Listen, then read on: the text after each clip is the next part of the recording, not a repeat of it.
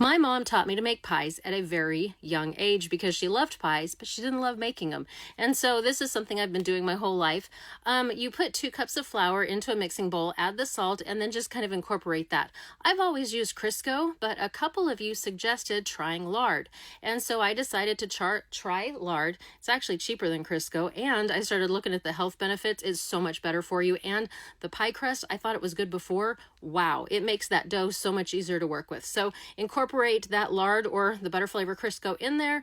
And once you have that done, you're going to add a 1/4 cup of water. And this is where you want to try to mix as little as possible because everything was already mixed up. So you're just incorporating that water in. And then you split it into 2 balls, and then you want to put it on a floured surface. The tricky part here is just make sure your surface is floured. You don't want that dough to stick to it. But if you've used the lard, you're going to see this is almost a velvety pie crust.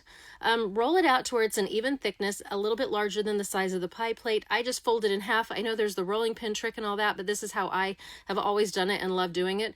And then slide half of it over, unfold it, and then just kind of make sure all those crevices on the side are that, there's no air pockets. It's just push it into the sides. And then I also learned a new trick, which I think is awesome. I now tuck the extra pie crust under instead of cutting it off and then crimping it. So just watch how I tuck it under. It doesn't have to be nice and even, but it sure makes a beautiful edge when you're done. So this is now my new go-to of how to make pie crust.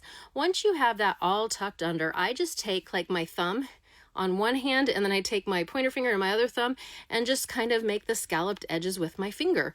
This, again, if you use lard, it is so buttery soft. Buttery lard, that's probably not the best play on words here, but see how I just make that scalloped edge? And from here, you can either par bake it or you can just put the fruit pie in, but here you have a beautiful pie crust that throws together pretty quickly.